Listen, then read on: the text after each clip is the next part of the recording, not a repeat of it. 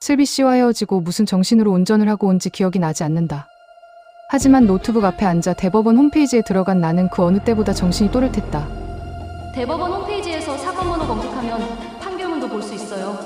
2014-2570. 슬비 씨 말대로 법원과 사건 번호를 검색하니 판결서가 나왔다.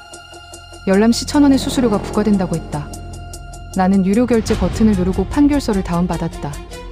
거기까지는 분명 순조로웠다. 그걸 읽은 순간 다시는 상우 오빠를 보고 싶지 않더라고요. 파일을 열기 전 슬비 씨의 말이 귓가에 들려왔다. 다시는 보고 싶지 않게 만든 내용은 무엇일까? 너무도 궁금하면서도 절대적으로 안 보고 싶은 마음도 들었다. 이걸 보는 순간 정말로 나도 동욱 씨를 다시 보고 싶지 않게 되면 어떡하지? 누구도 이해할 수 없을지 모르겠지만 사실 나 스스로도 이해가 안 되지만 나는 아직도 남편을 사랑하고 있었다. 이렇게 쉽게 끝낼 수는 없단 생각도 들었다.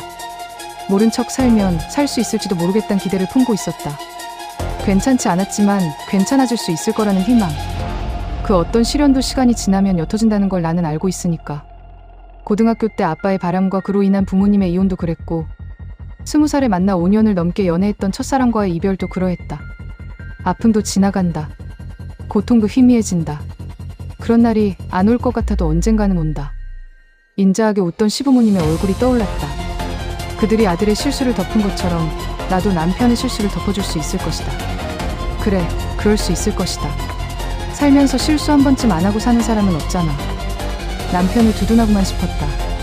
결국 나는 판결서를 읽지 않고 남편과 대화를 먼저 해보기로 결정했다. 그렇게 나는 판결서를 열어보지 않은 채 퇴근하는 남편을 기다렸다. 오랜만에 저녁 준비도 했다. 그가 좋아하는 큼지막하게 썬 돼지고기가 듬뿍 들어간 김치찌개를 끓이고 상큼하게 오이무침도 만들었다. 두부를 노릇하게 부쳐 간장소스도 뿌리고 어머님이 보내주신 밑반찬 몇 가지도 정갈하게 담았다.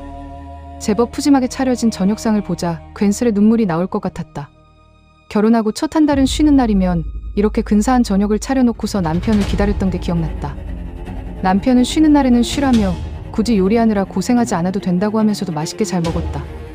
고마워하며 잘 먹는 그의 모습을 보면 뿌듯하고 행복했다. 평일에 내가 늦게 마치다 보니 매번 혼자 대충 차려 먹거나 밖에서 사 먹고 들어오는 남편이었기에 쉬는 날만이라도 저녁을 차려주고 싶었다. 그렇게 같이 먹으면서 이게 신혼이구나 생각했었는데 참으로 오랜만에 그러한 날을 맞게 되는데 왜 눈물 날 것만 같은지. 아마도 이전과는 같은 느낌이 아니기 때문이겠지. 이토록 소박한 행복을 누리는 것도 내게는 너무 사치였던 걸까. 결혼한 지 이제 고작 2달 남짓밖에 되지 않았는데 왜 나한테 이런 일이 생긴 건지 하늘이 원망스러웠다. 그러다 피식 웃음이 나왔다. 원망할 것은 판도라의 상자를 열어본 나 자신이지 않은가. 아니지, 추악한 일을 저지르고도 아무렇지 않게 나와 결혼한 남편을 원망해야 하는 거 아닐까? 하지만 쉽게 원망할 수도 없었다. 나는 남편을 원망하면서도 또한 원했다. 그래서 그와 마주했을 때 그가 나를 설득시켜주길 바랐다. 우와, 오랜만에 여보 밥상 받아보네. 입덧 때문에 힘들 텐데 너무 고마워. 잘 먹을게. 씻고 나온 남편은 여러 번 감사 인사를 전하며 밥을 2공기나 먹었다. 역시 자기 김치찌개는 최고라니까. 미용실 말고 나중에 김치찌개 전문점이나 차릴까? 그의 농담엔 잠시 웃기도 했다. 그래, 이렇게 아무 일 없었다는 듯이 살아갈 수도 있겠지. 하지만 그럴 수는 없었다. 저녁 식사를 마치고 나란히 거실 소파에 앉았을 때 내 얼굴에 더 이상 웃음은 없었다. 마주 앉아 대화하는 것보다 이렇게 나란히 앉아 대화하는 것이 더 낫겠다는 생각이 들었다. 영화나 한 편 볼까? 뭐 보지? 남편은 일상적인 어느 날처럼 TV를 켜며 물었다. 나는 가만히 리모컨을 가져와 전원 버튼을 눌러 TV를 껐다. 남편이 나를 보았다. 우리 얘기 좀 해. 나는 꺼진 TV 화면에 시선을 고정한 채 말을 꺼냈다. 꺼내긴 했으나 무슨 얘기를 어디서부터 해야 할지 몰라 잠시 멈칫하고 있었다. 나 뭐 잘못한 거 있나? 응, 뭐든 말해. 남편은 긴장한 척 말했지만 그것이 척이라는 건 누구보다 내가 더 잘 알았다. 그는 지금껏 긴장하거나 당황한 모습을 보여준 적이 없었다. 우리 부모님을 만날 때에도 긴장된다고 말했지만 마치 면접관 앞에 준비된 대답을 막힘없이 내뱉는 신입사원처럼 능숙하게 대화를 이끌어갔었다. 언제고 당당하고 자신감 넘치는 그의 모습이 좋았는데 지금은 그의 진짜 모습을 모르겠다는 생각이 들었다. 그 영상 얘기를 꺼내도 그는 계속 이 모습을 유지할 수 있을까? 나 무슨 영상을 좀 봤어. 무슨 영상? 전혀 무슨 얘기인지 짐작하지 못하는 듯 아무렇지 않게 되묻는 그의 얼굴. 자기 짐 속에서 USB를 찾았는데 거기 영상 하나가 있더라고. USB? 거기 무슨 영상이 있었는데? 여전히 모르겠다는 듯 말하는 그의 얼굴이 문득 가증스러웠다. 뭐 말하는지 모르겠어? 자기가 상우 씨랑 한 여자를. 나는 거기까지만 말하고 말을 멈추었다. 그는 어떻게 반응할 것인가? 전혀 모르는 일이라고 잡아들 수는 없을 것이다. 이미 지나간 일이라고, 그땐 술에 취해 잘 기억도 나지 않는다고, 그래도 반성하고 있다고, 다시는 그런 일이 없었다고 참회의 얼굴을 보인다면 용서해줄 생각이었다. 아니, 내심은 그러고 싶었다. 그거 미안해. 그는 잠깐 당황한 것 같았지만 오래지 않아 사과부터 했다. 보고 많이 놀랐겠다. 어떻게 생각할지 모르겠는데 그때 내가 뭔가에 씌였나 봐. 그의 사과에 일단 안심이 된 걸 보면 정말로 나는 그를 용서하고 싶은 마음이 큰 모양이었다.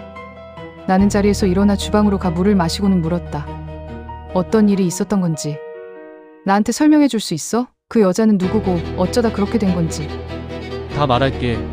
상우가 그때 여자친구랑 헤어지고 얼마 안 돼서 힘들어했어. 나도 군입대 앞두고 있어서 마음이 심란하기도 했고 우리 둘 다 술을 많이 마셨어. 그 여자는 그냥 술자리 옆 테이블에서 만난 애야. 처음 본 여자와 호텔에는 왜 갔을까? 내 의문을 다 알고 있다는 듯 그는 이어서 술술 그 일에 대해 고백했다. 그 여자애도 술에 취했어. 친구가 있었는데 먼저 갔고 완전히 뻗은 여자애를 혼자 그냥 두고 갈 수가 없잖아. 처음엔 호텔에 두고 나올 생각이었는데 상우가 어차피 기억도 못할 텐데 그냥 좀 만져보는 건 괜찮지 않겠냐고 해서. 말을 멈춘 그가 잠시 내 눈치를 보았다. 나는 남은 물을 다시 들이켰다. 죄를 짓지도 않았는데 이상하게 자꾸 목이 말랐다. 물론 그러면 안 됐는데 진짜 후회해. 내가 진짜 미쳤었나 봐. 그의 얼굴을 빤히 보았다. 사람의 눈에는 진실이 담겨 있다고 하는데 지금 이 순간 그의 눈빛은 무엇을 말하고 있는 걸까? 모르겠다. 정말로 반성하고 참회하고 있는 게 맞을까? 이런 의심이 든다면 나는 그와 계속 살아갈 수 있을까? 하지만 그렇다고 그와 헤어질 수 있을까? 후회하고 있는 게 분명하다고 믿고만 싶었다. 근데 그 여자 알몸이었어. 그리고 그런 영상은 왜 찍은 거야 도대체? 이번엔 그가 다가와 물을 마셨다. 또 목이 타는 걸까? 그게 이상하게 들릴 거 알아. 근데 그냥 증거처럼 남겨두고 싶었어. 처음에 옷은 개가토에서 우솥을 좀 먹기다가 그래 솔직히 말해서 우리 둘 다 생각이 바뀌었어. 진짜 호텔에 두고 나올 생각이었는데 침대에 눕히는데 걔가 토를 하잖아. 그래서 옷을 벗기는데 갑자기 나쁜 생각이 든 거야. 나도 남자잖아. 상우도 남자고 우린 둘 다 여친도 없었고 어차피 술 먹고 뻗은 애 좀 만지고 싶었어. 상우와 내가 서로의 증인처럼. 왜 남자애들 그런 거 있잖아. 혼자는 못하는데 무리 지으면 용감해지는 거. 나 진짜 혼자라면 절대 그런 일 안 했을 거야. 상우가 찍자고 해서 그러자고 했어. 둘이 장난처럼. 절대 장난으로 할 수 없는 일이었긴 한데. 그가 말을 멈추고 다시 나를 보았다. 나는 잘 듣고 있다는 뜻으로 어디 한번 계속 해보라는 듯 그를 마주보았다. 아무리 빤히 보아도 그의 눈빛이 무엇을 뜻하는지 읽을 수가 없었다. 변한 건 그가 아니라 내 마음인 걸까? 봤으니까 알겠지만 제대로 찍히지도 않았잖아. 제대로 뭐 하지도 않았어. 우리 둘 다 그 여자애 만지다가 현타가 왔다고 해야 하나. 그럼 안 되는 거 아니까. 거기서 멈추었어. 그리고 나와서 둘이 술 마셨어. 그게 나야. 잠깐만. 그게 다라고? 뭔가 이상하다는 생각이 들었다. 그게 다라고? 그럼 그 여자애는 사실을 알고 고소하고 그러진 않았어? 떠보듯 물었는데 남편은 고개를 저었다. 술 취해서 어차피 기억도 못할 거야. 진짜 지우고 싶은 기억이야. 쪽팔려. 상우랑 나도 그 얘기는 그래서 절대로 안 해. 그는 내가 단순히 영상을 봤다고만 생각하고 있었다. 슬비 씨를 만났고 슬비 씨를 통해 그 피해자가 고소하고 남편과 상우 씨가 집행유예를 받았다는 사실을 알고 있단 걸 전혀 짐작조차 못하고 있는 것 같았다. 그 순간 그 얘기를 입 밖에 내면 안 되겠다는 판단이 들었다. 여보가 괜히 그거 봐서 정말 마음이 안 좋았겠다. 그래서 여보가 요 며칠 그랬구나. 나는 임신해서 컨디션이 안 좋은 줄로만 알았는데 정말 미안해. 하지만 그 이후엔 절대 그런 일 없었고 내가 잘못한 거 잘 알고 있어. 내가 여보 얼마나 사랑하는데. 자기도 알잖아. 나 믿지? 그가 내 손을 잡으며 물었다. 믿냐고? 당신을 믿냐고? 나도 궁금해. 내가 당신을 믿고 있는 건지. 하지만 피해자가 고소한 일 없다고 거짓말을 하고 있는 것은 분명했다. 이를 무마하고 싶어서 나와 잘 지내고 싶어서 하는 거짓말일 테지만 그렇다고 거짓말한 사실이 이해되는 것은 아니었다. 나는 천천히 고개를 끄덕였다. 그는 다행이라는 듯 나를 끌어당겨 안았다. 그토록 안온하고 따뜻하게 느껴지던 그의 품이 섬찟한 건 처음이었다.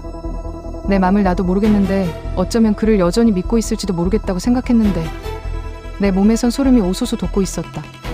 그날 밤 그가 깊이 잠든 것을 확인하고 나는 노트북을 챙겨 집을 나섰다. 24시간 하는 카페에 들어가 마침내 사건 번호 2014-2570 판결서를 열었다. 사건이 종료된 것처럼 이 판도라의 상자를 연 사건의 종류도 다가오고 있었다. 따닥. 24시간 무인 카페 안에는 아무도 없었다. 조용한 공간에 마우스 더블클릭하는 소리가 크게 들렸다. 사건 번호 2014-2570. 또 다른 판도라의 상자가 열렸다. 주문. 피고인 이를 징역 1년에 처한다. 피고인 이를 징역 6월에 처한다. 다만 이 판결 확정일로부터 2년간 위형의 집행을 유예한다. 피고인 1 이에게 40시간의 성폭력 치료 강의 수강을 명한다. 남편은 피고인 2인 걸까? 어쨌거나 남편은 성폭력 치료 강의도 들었구나. 남편의 발목에 전자발찌가 반짝이는 모습이 순간 환영처럼 눈앞에 나타났다 사라졌다. 나는 판결서를 처음부터 끝까지 한 글자도 놓치지 않고 꼼꼼히 읽었다. 범죄 사실부터 증거의 요지, 양형의 이유까지. 하지만 어떤 문장은 읽는다고 그것이 바로 이해되는 것은 아니었다. 여러 번 속으로 읽고 나서야 문장의 의미를 머릿속으로 알 수 있었다. 그러나 그렇다고 해서 그것이 또한 제대로 다 이해된다는 뜻은 아니었다. 요약하면 이랬다. 피고인 1은 피고인이와 후배 양모무, 그리고 피해자와 함께 술집에서 술을 마시고 피해자를 추행한 사실이 인정된다. 또한 호텔에 피고인이와 피해자와 셋이 투숙한 사실도 확인된다. 허나 CCTV를 통해 확인 결과 투숙 당시 피해자가 술에 만취해 있던 점, 약 1시간 후 피고인 1과 피고인 2는 호텔을 빠져나온 점, 피해자의 진술이 일관되지 않고 고소가 사건 발생 후에 한 달이나 지나 이루어졌던 점 등으로 미루어 볼 때 피해자의 주장대로 피고인 1과 피고인 2가 피해자를 호텔에서 강간했다고 볼 수 없다. 또한 피해자의 임신과 유산이 피고인들과 관련되었다고 입증할 수도 없는 바, 원심을 파기하고 위와 같이 주문한다. 술집에서 피해자를 추행했다고? 판도라의 USB 속 영상처럼 호텔에서 일이 터지기 전에 이미 술집에서 피해자를 추행했다고? 더군다나 피해자는 술자리에서 처음 만난 여자애가 아니었다고? 게다가 피해자가 임신과 유산을 했다고? 남편은 내게 다 말하지 않은 사실이었다. 슬비 씨는 이걸 다 읽었다는 거겠지. 차마 나에게 말해주지 않은 얘기들. 나는 몇 번이고 다시 읽으며 내용을 꼭꼭 씹어 삼켰다. 피고인 1은 화장실에서 나온 피해자의 몸을 끌어당겨 강제로 입술에 뽀뽀를 하고 가슴을 만졌다. 이로써 피고인 1은 피해자를 강제로 추행하였다. 허나 당시 피해자가 반항하지 않은 점, 앞서 술자리에서 피해자가 피고인 1에게 고백한 점, 추행 발생 후에도 술자리 분위기가 화기애애하게 이어졌다는 후배 양모무, 술집 직원 박모무 등 목격자들의 진술이 있는 점 등에 따라 피고인 1의 입장에서는 추행이 아니었다는 주장도 일리가 있다. 또한 술에 취해 우발적으로 저지른 일이며 추행의 정도가 비교적 가볍기에 형의 선고를 유예한다. 피고인이 역시 당시 여자친구와 이별 후 괴롭던 상황에서 만취해 심신미약 상태에서 함께 호텔에 갔고 기억이 나지 않지만 이에 대해 반성하고 있는 점이 정상 참작된다. 또한 원심 판결 후 피고인들이 피해자와 원만히 합의한 점 등으로 선고를 유예한다. 나는 그제야 피고인 1이 남편이란 걸 알게 됐다. 세상에, 자신에게 고백한 여자에게 동의 없이 뽀뽀를 하고 가슴을 만졌다고? 그리고 이별한 지 얼마 안 된 친구와 함께 호텔로 가서 가위바위보를 했다고? 다 읽고 났더니 어느새 새벽, 동이 터오고 있었다. 판사는 그들을 이해한 모양이었지만 나는 이해할 수 없었다. 미루어 짐작해보면 피해자는 임신으로 인해 그날의 일을 인지했을지도 모른다. 좋아한다고 고백했던 선배와 선배의 절친이 술 취한 자신을 호텔에 데려다 줬다고만 생각했을까? 아니면 몸이 이상의 불안함을 느꼈을까? 아니, 자신이 좋아하는 선배이니 설마 그럴 리 없다고 애써 모른 척했을까? 얼굴도 모르는 피해자에 대한 생각이 멈추지 않았다. 그녀는 어떻게 살고 있을까? 10년이나 지난 일이니 다 잊고 결혼을 하고 잘 살고 있을까? 미처 마시지 못한 아이스 아메리카노가 이미 미적지근해져 있었다. 한 모금 마시는데 그제야 속이 미친 듯이 울렁거렸다. 이건 입덧이 아니었다. 욕지기가 올라왔다. 쌍욕을 내뱉고 싶었다. 이게 다 진짜라고? 피고인 1이, 아니 내 남편이 정말 이런 일을 다 저질렀다고? 생각보다 악랄하고 심각한 내용 앞에 나는 더없이 냉정해지고 있었다. 정리해보자. 남편은 모두 거짓말을 했다. 여자는 술자리에서 처음 만난 애도 아니었고 그저 조금 만진 정도도 아니었다. 술자리에서도 이미 추행을 했고 여자는 임신과 유산을 했다. 판결서는 피고인이 아무런 전력이 없는 초범이고 사회적인 유대관계도 분명하며 재범의 위험성이 크지 않다고 판단된다며 양형의 이유를 밝혔지만 그것은 내게 하나도 와닿지 않았다. 내 남편은 쓰레기다. 개새끼다. 내 아이의 아빠가 이런 인간이라니. 인간이라면 어떻게 그럴 수 있을까? 그러고도 어떻게 아무렇지 않은 얼굴로 학교를 가고 직장을 다니고 사랑을 하고 결혼을 할 수가 있지. 아무것도 이해할 수 없었고 이해하고 싶지도 않았다. 나는 화장실로 가 실컷 토를 했다. 하지만 세면대에서 손을 씻고도 다시 화장실을 나갈 수가 없었다. 물커덩 아래에서 뜨끈한 무언가가 나오는 것 같았다. 다시 화장실 변기 칸으로 들어가 앉으니 맑은 물이 금세 시퍼렇게 변했다. 하열이었다. 임신 초기 소량의 출혈은 있을 수 있다고 들었지만 생각보다 많은 양이었다. 아랫배도 찌르르 아파왔다. 변기에 앉은 채로 24시간 하는 산부인과를 검색했다. 그리고 그날 아침 나는 집 대신 응급실에 있었다. 죄송합니다. 아기가 심장이 뛰질 않네요. 의사는 내게 사과했다. 의사 잘못이 아닌데도 사과를 해주었다. 눈물도 나오지 않았다. 아기가 심장이 뛰질 않네요. 의사의 말을 속으로 따라 해보았다. 지금 내 심장은 뛰고 있는 걸까? 살아있으니 뛰고 있는 거겠지만 뭔가 실감이 나지 않았다. 잠을 한숨도 못 자 몽롱한 탓일까? 밤새 내가 읽은 판결서도 아기 심장이 뛰지 않는다는 사실도 다 꿈을 꾸고 있는 것만 같았다. 의사는 소파수를 해야 한다며 보호자를 찾았다. 그러자 이게 다 꿈이 아니라 현실이란 걸 깨달을 수 있었다. 보호자. 나는 내가 본 판도라의 USB 영상 속 남편의 얼굴이 떠올랐다. 그런 놈을 내 보호자로 부르고 싶지 않았다. 남편의 부재중 전화가 와 있었지만 무시했다. 통 메시지도 일부러 읽지 않았다. 차마 엄마에게 연락할 수 없어 나는 제일 친한 친구에게 전화를 걸었다. 나 병원인데 좀 와줄 수 있어? 아침 일찍 무슨 일이냐며 전화를 받은 친구는 내 목소리에 무슨 일이냐고 더 묻지도 않고 병원이 어디냐며 금방 가겠다고 대답해 주었다. 전화를 끊고 나자 그제야 눈물이 흘러내렸다. 내 뱃속에 이제 아기가 없구나. 내가 너무 축복해주지 못해서 너무 일찍 가버린 걸까? 아가야, 미안해. 정말 미안해. 나는 병실 안에서 혼자 오래 울었다. 실컷 울고 났더니 몸 안의 수분이 다 빠져나간 것 같았다. 마음도 퍼석퍼석 건조해 금방이라도 부서질 것 같았다. 하지만 정신을 차려야 했다. 친구가 왔을 때는 이미 눈물이 마른 후였다. 갈라지는 목소리로 왔냐고 묻는 내게 친구는 말없이 손을 잡아주었다. 퉁퉁 부은 얼굴을 보고 내가 얼마나 많이 울었는지 짐작할 수 있을 터였다. 친구는 의사에게 간단한 설명을 듣고 소파 수술에 대한 보호자 사인을 해주었다. 진짜 너는 이제 다 가졌네. 잘생긴 대기업 다니는 남편에 35평 아파트 청약 당첨해. 이제 임신만 하면 되겠네. 불과 두어 달 전 신혼집에 놀러온 친구가 내게 했던 말. 아마도 판도라의 USB를 보지 않았다면 엄마보다 먼저 임신 소식을 전했을 세상에서 가장 가까운 내 친구. 임신 소식을 전하지도 않았는데 유산 소식을 먼저 듣게 된 친구는 궁금한 게 많을 텐데도 아무것도 묻지 않았다. 다만 내 손을 잡아주고 내 어깨를 쓸어줄 뿐이었다. 나 역시 말없이 있다가 수술실로 들어갔다. 수술은 전신 마취로 진행됐다. 친구 말로는 내가 병실로 돌아오고도 계속 자서 너무 걱정했다고 했다. 마취 기운 영향인지 혹은 밤에 잠을 안 자서인지 아주 푹 잤다. 깨고 보니 어느새 해질 무렵이었으니 오래 자긴 한 모양이었다. 혹시 무슨 일 있는 건가 해서 간호사쌤도 2번이나 호출했잖아. 다행히 잘 자고 있는 거라고 하더라. 개운하게 일어나 한결 기분이 나아진 내 얼굴을 보고 친구가 말했다. 그런 친구를 보는데 갑자기 눈물이 나올 것 같았다. 내 눈빛을 읽은 걸까? 친구가 먼저 말을 꺼냈다. 난 무조건 네 편이야. 그 말이 너무도 든든했다. 고마워. 이제 더 이상 울 때가 아니었다. 뱃속의 아기는 저 세상으로 갔다. 내 탓을 하고 있을 수 없었다. 내 탓이 아니기도 했다. 의사 선생님은 초기 유산의 경우 대부분 유전자 결함이 원인이라고 했다. 엄마는 아무 잘못이 없어요. 회복에나 힘쓰세요. 그게 환자분이 할 일입니다. 의사 선생님의 말은 힘이 되었다. 맞아요. 나는 아무런 잘못이 없어요.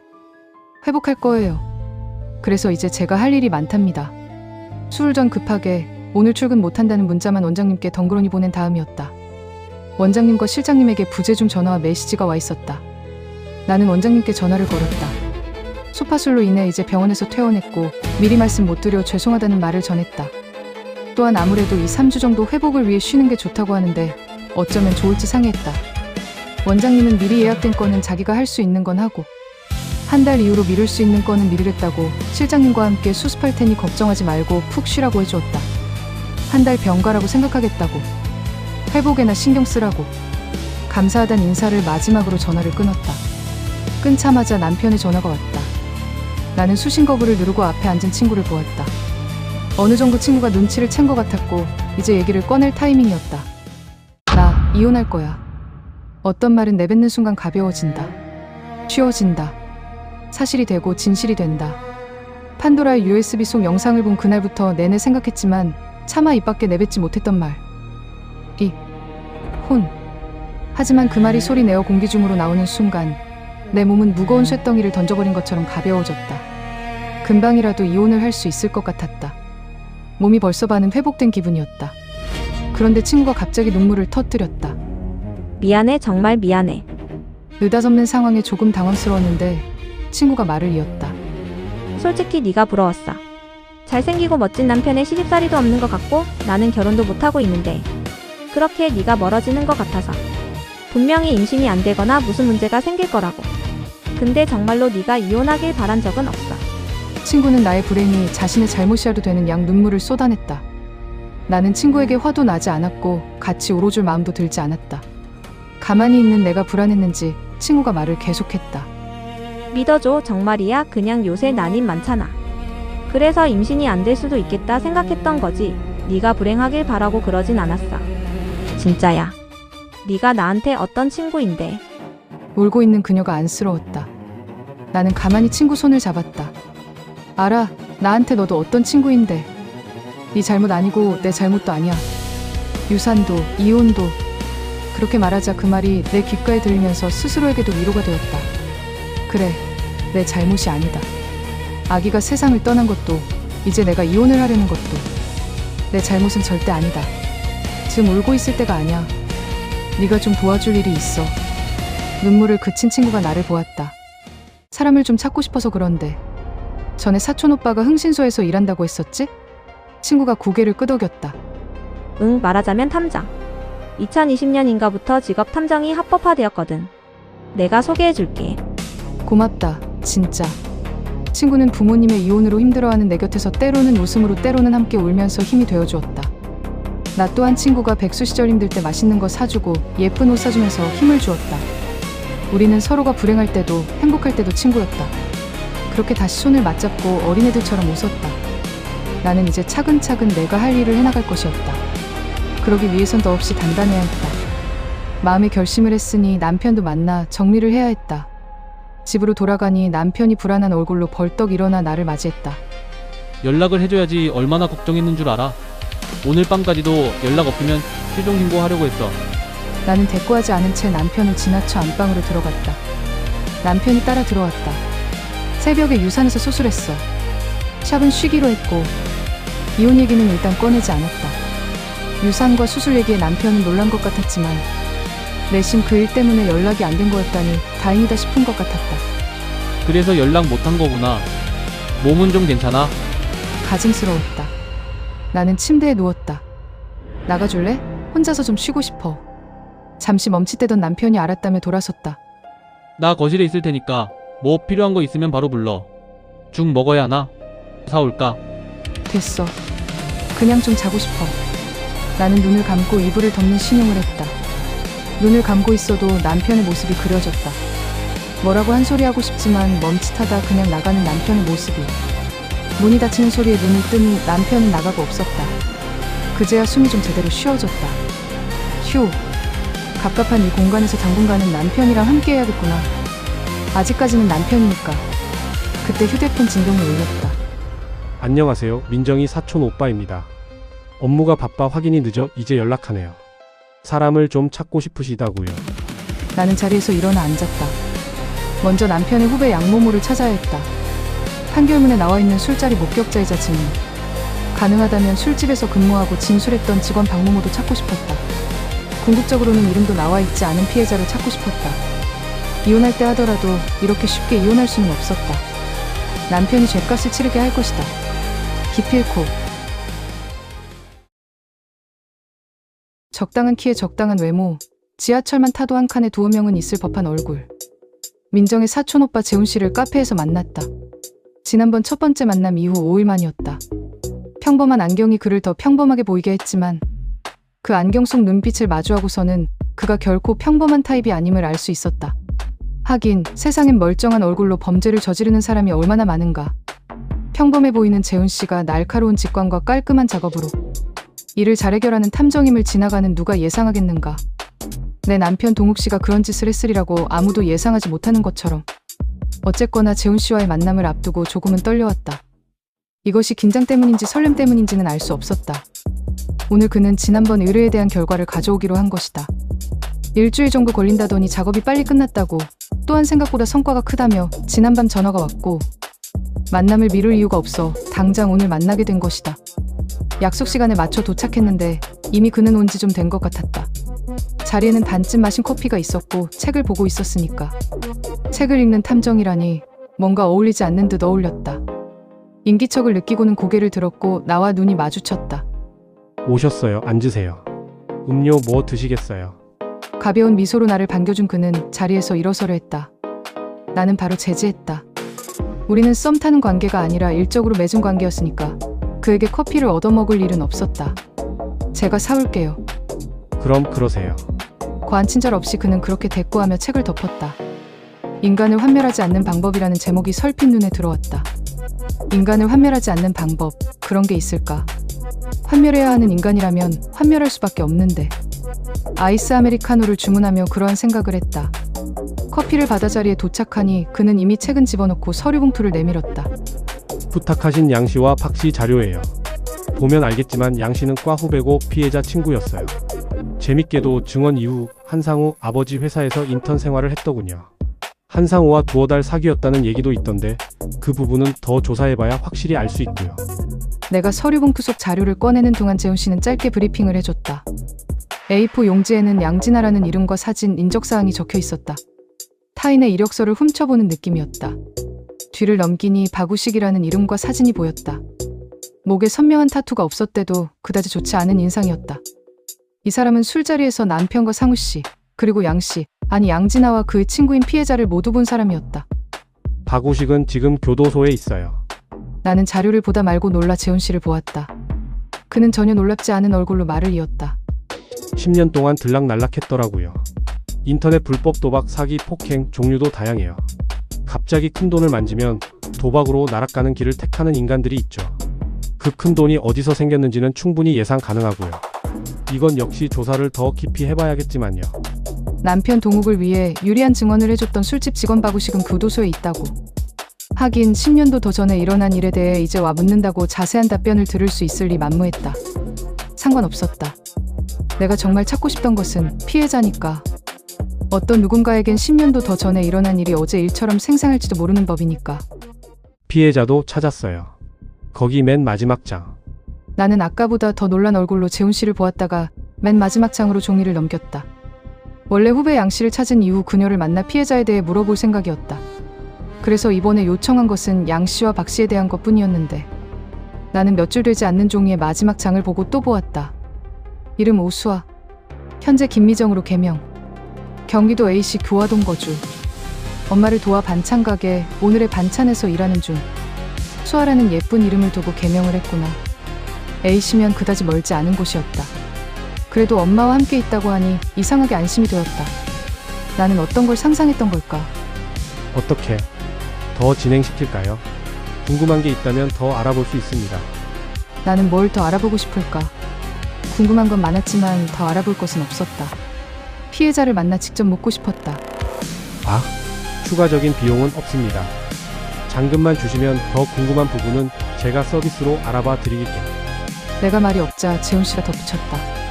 서비스. 탐정의 입에서 나온 어울리지 않는 단어에 웃음이 나올 뻔했다. 아 맞다.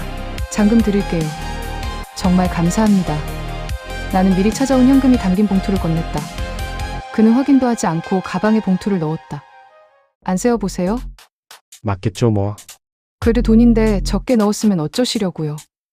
그 핑계로 한 번 더 만나고 좋죠 뭐. 농담인지 모를 말을 하고는 그가 자리에서 일어섰다. 그럼 먼저 가보겠습니다. 혹시 더 필요한 게 있다면 언제든 연락 주세요. 네. 저기. 서두르는 사람처럼 돌아서는 그를 나도 모르게 불러 세웠다. 딱히 할 말은 없었다. 의뢰했던 일은 잘 해결해 주었고 감사하단 인사와 돈도 다 전했다. 인간을 환멸하지 않는 방법이 있나요? 아까 책 제목 봤어요. 그는 선체로 잠시 생각하는 듯 하더니 답했다. 그런 건 없어요. 환멸할 인간은 환멸해야죠. 내 마음을 읽은 것 같은 답변이었다. 환멸이란 게 꿈이나 기대가 깨져서 그때 느끼는 괴롭고도 속절없는 마음을 말하는 거거든요. 인간이 기대를 안 할 수가 없고 또 그 기대는 깨질 수밖에 없고 그럼 어째 속절없이 괴로운 마음이 드는 거죠. 하지만 답변은 거기서 끝이 아니었다. 다만 잘 환멸하는 방법 같은 건 있겠죠. 아무리 해도 어쩔 도리가 없다면 잘 겪어내고 털어내고 보내는 방법 같은 거요. 다른 인간 말고 나라는 인간을 위해서요. 이상하게 위로가 되는 말이었다. 잘 환멸해야지, 잘 겪어내야지. 다른 인간 말고 나를 위해서. 쿨하게 손 흔들고 돌아서는 재훈 씨의 뒷모습을 오래 보았다. 의뢰를 위한 처음 만남에서 민정이에게도 하지 않은 이야기를 다 털어놓아야 했는데 직업적 태도겠지만 그가 어떤 감정도 드러내지 않고 내 얘기 잘 들어주는 것이 편하고 좋았더랬다. 이야기를 다 들은 그는 마지막으로 한마디 물었었다. 양모모와 박모모를 찾고 난 다음에는 뭘 하고 싶으신데요? 피해자를 찾고 싶어요. 그리고 돕고 싶어요. 그는 뭘 어떻게 도울 거냐고 더 묻지는 않았다. 그저 피해자까지 찾아내준 것이다. 어떻게 찾았는지 말하지 않은 걸 보면 불법적인 부분이 좀 섞인 것 같았지만 크게 중요하지 않은 문제였다. 어차피 피해자에게 오수아 씨에게, 아니 김희겸 씨에게 내가 하려는 행동 자체가 불법일 테니까. 나는 판도라의 USB 원본을 그녀에게 줄 생각이었다. 과연 그녀가 받아줄지 어떻게 나올지 알지 못한 채 나는 이틀 후 오늘의 반찬 앞에 있었다. 그리고 그녀를 만난 후 늦은 밤 나는 다시는 볼 일 없을 줄 알았던 재훈 씨에게 전화를 걸고 있었다.